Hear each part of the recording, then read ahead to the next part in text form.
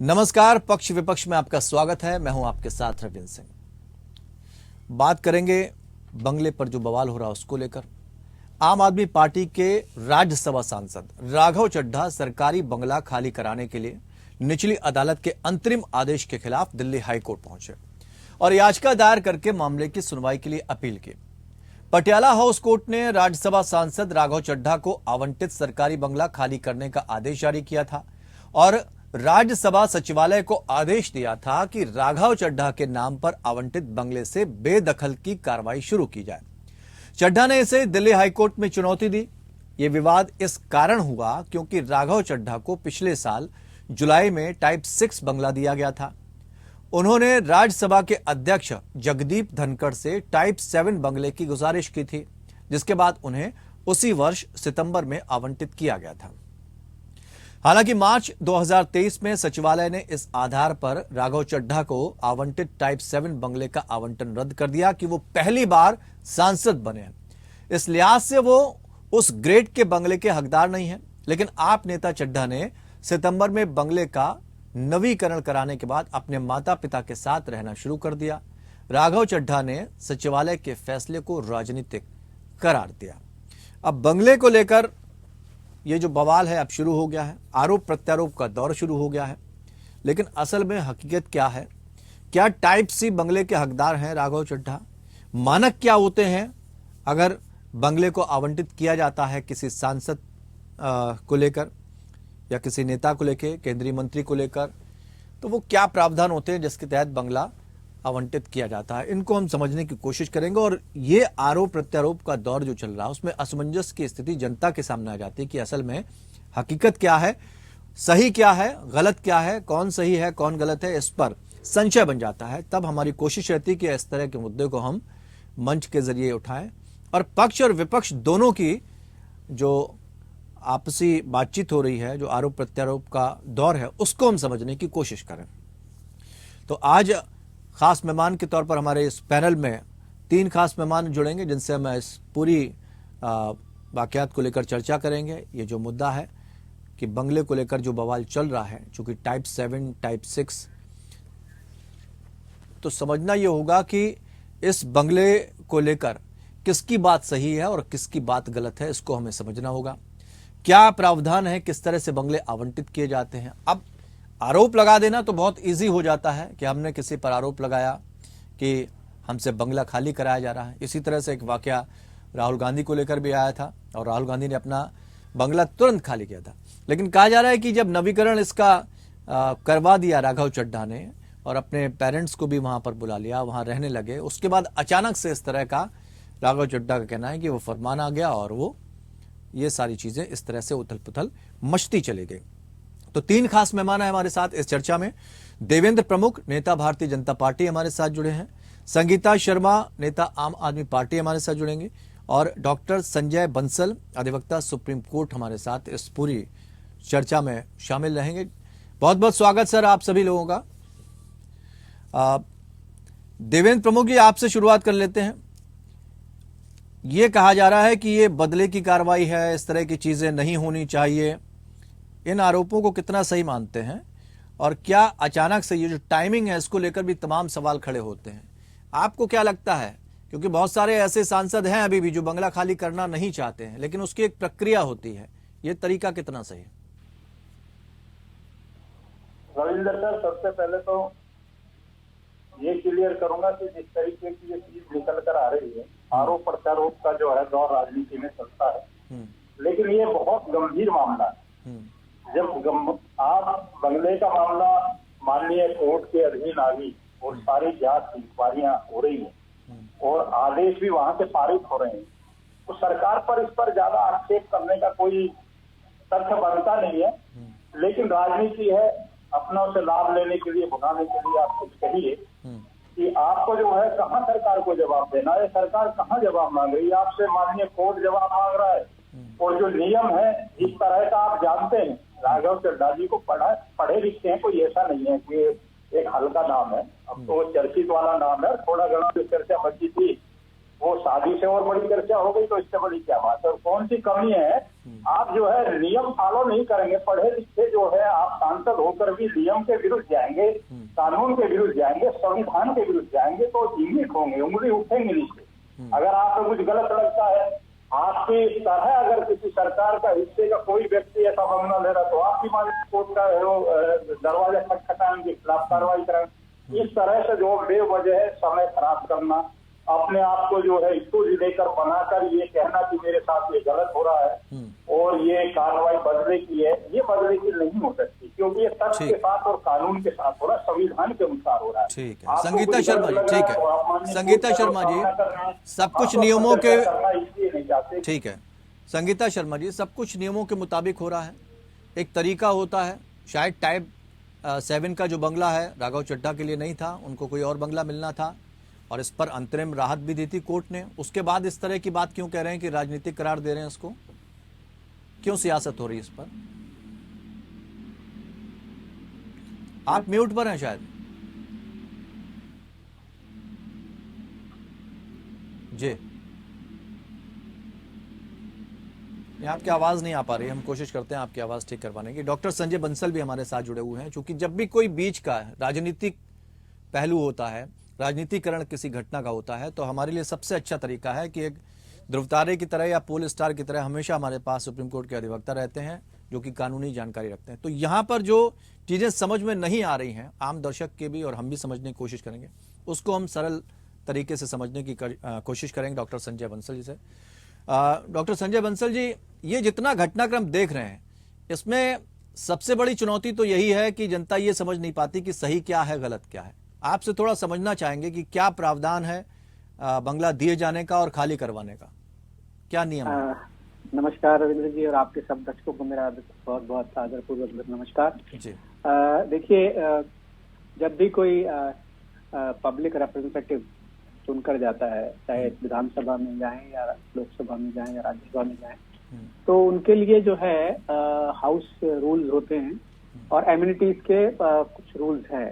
इस केस में क्योंकि माननीय जो है वो राज्यसभा के सदस्य हैं राघव चड्ढा जी, तो राज्यसभा के जो रेलेवेंट रूल्स हैं उनको जो है बेसिकली मेंबर एमिनिटीज रूल बोलते हैं। प्रैक्टिस प्रोसीजर में जो है वो दिया गया किस किस्म से जो है पूरी सुविधाएं जो हैं पब्लिक रिप्रेजेंटेटिव को या मेंबर पार्लियामेंट को जो राज्यसभा की हैं, आम लोकसभा के अंडर आते हैं और राज्यसभा के अंदर, दोनों हाउसेज का अलग अलग सेटअप है। उसमें उनके जो है प्रैक्टिस प्रोसीजर प्लस जो है हाउस रूल और जो दूसरी एमिनिटीज के लिए एंटाइटल्ड हैं मेंबर पार्लियामेंट्स, वो सब देखने के लिए हाउस कमेटीज होती हैं बाकायदा।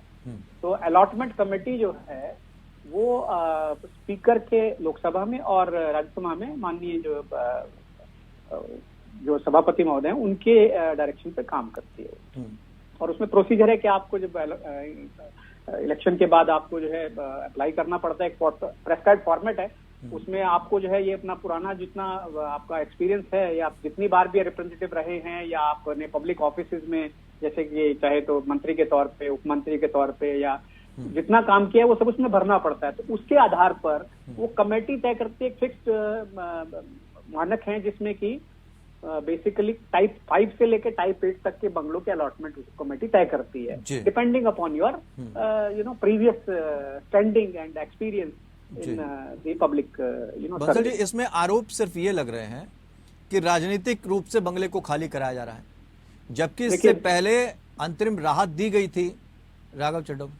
देखिए, दो पॉइंट है इसके अंदर, मैं थोड़ा क्लैरिफाई करना चाहूंगा, जैसा कि मैंने आपकी नरेशन से भी सुना कि शुरू में वो जो है बताया गया था हाउस कमेटी के द्वारा कि टाइप 6 बंगलों के लिए एंटाइटल्ड है। ठीक है। उन्होंने माननीय सभापति महोदय जो राज्यसभा के हैं धनखड़ जी उपराष्ट्रपति, उनको कुछ रिप्रेजेंटेशन दिया जिसमें कि उनकी कैटेगरी चेंज की गई। तो इसका मतलब ये है कि जो कमेटी है या जो भी रेलेवेंट अथॉरिटी है इसमें, क्योंकि एप्रोप्रिएट अथॉरिटी बोलते हैं उसको, उन्होंने डिसाइड किया कि इनको टाइप 7 बंगलो अलॉट होना चाहिए। ओके। किसी भी कारण से किया, जबकि उनके एंटाइटलमेंट, वो फर्स्ट टाइम राज्यसभा एमपी हैं, उनके एंटाइटल मेरे हिसाब से एंटाइटलमेंट उनकी जो है वो टाइप 5 बंगलों की होनी चाहिए, जो कि बेसिकली एमपी फ्लैट्स आपने देखे होंगे, एमपी क्वार्टर जो है वो बहुत सारे जो है मीना बाग में, और वो आपको मालूम होगा कि जगह जगह वो बने हुए हैं।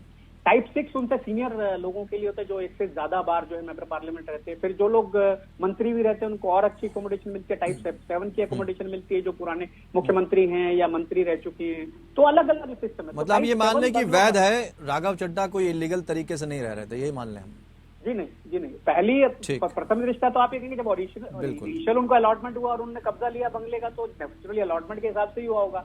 फिर आपने एक इशू उठाया था कि रेनोवेशन जो है वो सदस्य अपने खर्चे पे नहीं कराता, वो बेसिकली सीपीडब्ल्यूडी की जो है सारी, उसमें जो है फर्नीचर होता है, सीपीडब्ल्यूडी ही उसका लेखा जोखा रखना पड़ता है। जी हाँ। ठीक है। तो इसलिए पर उसमें एक बात मैं जोड़ना चाहूंगा कि as soon as the house committee comes to the conclusion कि ये जो है अलॉटमेंट गलत हुआ है, इसलिए इसको ठीक करने के लिए हम इसको कैंसिल करते हैं, तो वो इसको छोड़ना पड़ता है। अगर वो नहीं छोड़ते हैं विद इन प्रेस्क्राइब्ड टाइम, जैसे आपने राहुल गांधी जी का जिक्र किया कि उनकी सदस्यता जाने के बाद उनको 30 दिन का समय दिया गया बंगला खाली करने के लिए, वो 30 दिन में नहीं करते हैं तो पब्लिक प्रमाइसेस एक्ट में उनके खिलाफ कार्रवाई होती है और उनको जो है एविक्शन का नोटिस आता है और एविक्शन होती है उसकी। तो उसके लिए शायद शुरुआत में उनको जो है उन्होंने कुछ एप्लीकेशन डाली ट्रायल कोर्ट में, वो डेजिग्नेटेड कोर्ट होती है, उसमें उनको स्टे मिल गया होगा, लेकिन अब उन स्टे वेकेट हो गया, उसके बाद उनको खाली करना चाहिए कायदे।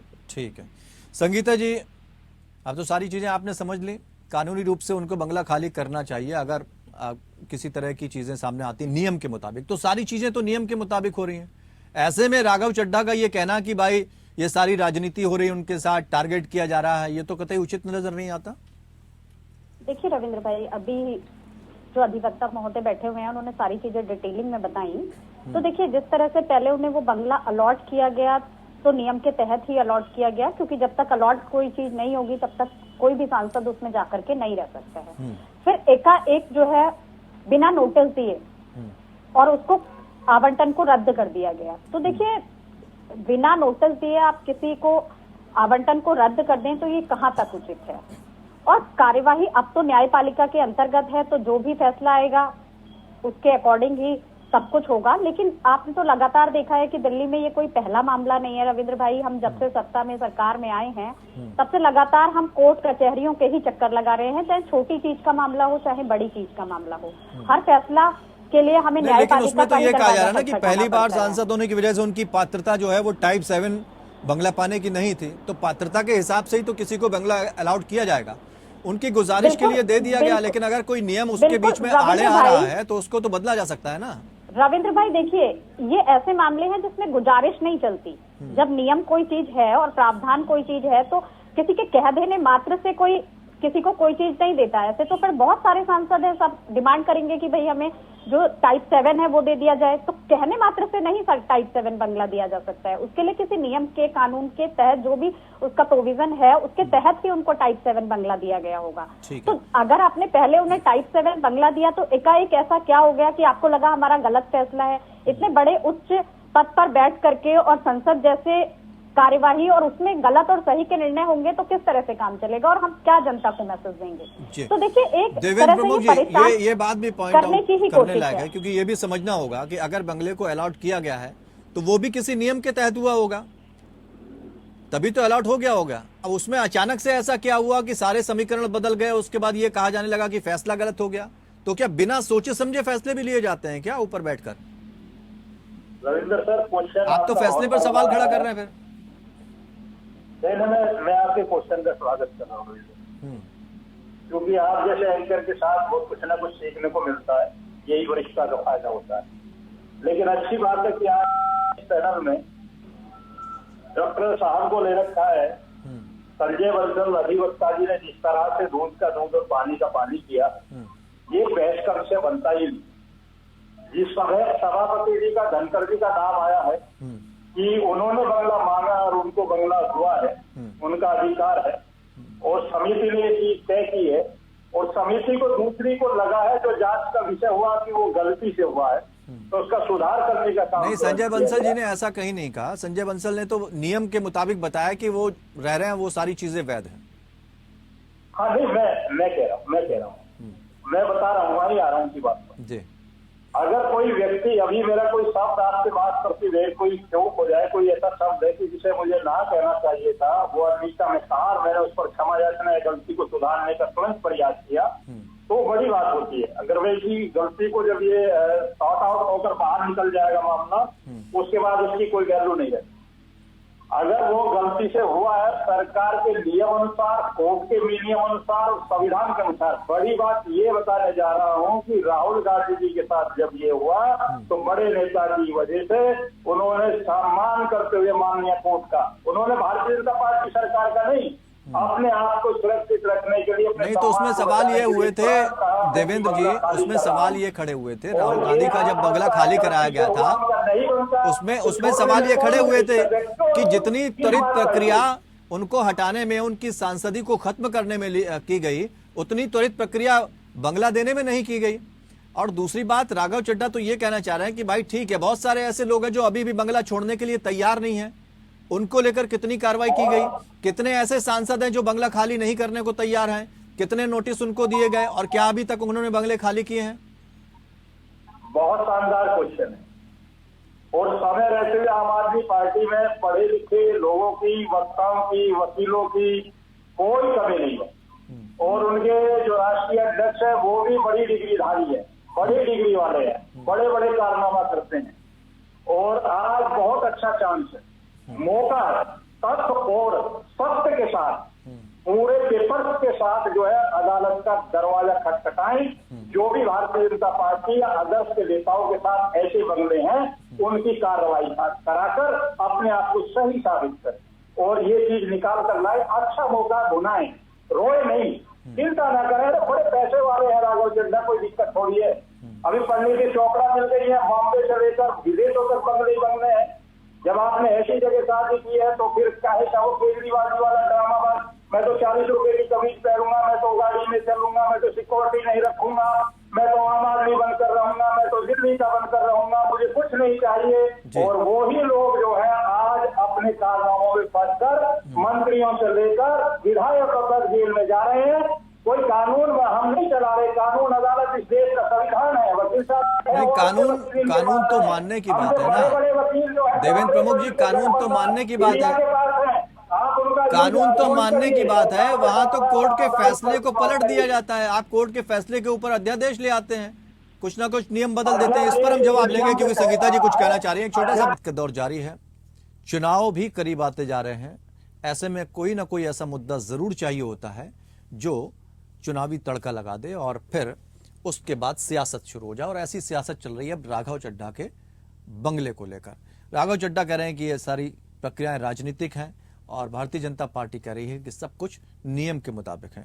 चर्चा आगे बढ़ाते हैं और संगीता शर्मा कुछ कहना चाह रही थी, उनके उस बात को, उनके जवाब को लेते हुए हम आगे बढ़ते हैं, फिर बंसल जी के पास जाते हैं। संगीता जी, देखिए रविंद्र भाई, देवेंद्र प्रमुख जी को एक तो व्यक्तिगत टिप्पणी से बचना चाहिए कि वो किससे शादी करते हैं, किससे क्या करते हैं, कौन क्या है, वरना 2.5 लाख का चश्मा और 10 लाख का सूट की बात भी होगी, जिससे ये बचना चाहते हैं कि फकीर हैं हम, तो चाय बेचने वाले थे और मान लिया आज प्रधानमंत्री जी बन गए तो 10 लाख का सूट पहन रहे हैं और देश पर लगातार कर्ज बढ़ रहा है, उसकी कोई सुध नहीं है।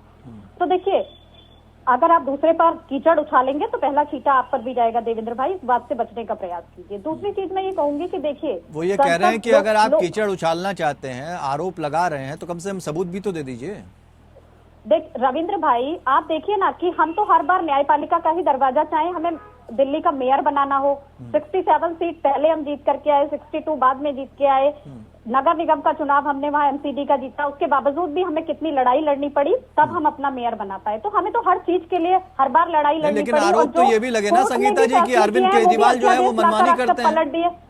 आरोप तो ये भी लगे कि अरविंद केजरीवाल भी जी मनमानी करते हैं, वो किसी भी अधिकारी को इधर से उधर ट्रांसफर करना चाहते हैं, तभी तो सारी चीजें अमल में आई, उसके बाद जो है प्रक्रियाएं बदलने लगी। आज जनता को सब समझ में आ रहा है रविंद्र भाई कि कौन ट्रांसफर करता है, कौन किस तरह की राजनीति कर रहा है, कौन संस्थाओं का दुरुपयोग कर रहा है, ये सारी चीजें समझ में आ रही हैं। और अभी तो ये शुरुआत है रविंद्र भाई, अभी तो आप लगातार देखेंगे जब तक 2024 का लोकसभा चुनाव नहीं होता तब तक बीजेपी विपक्ष के सभी नेताओं पर तरह तरह की कार्यवाहियां करती हुई नजर आएगी, झूठे आरोप प्रत्यारोप लगाती हुई नजर आएगी। मगर इस देश की जनता बहुत समझदार है।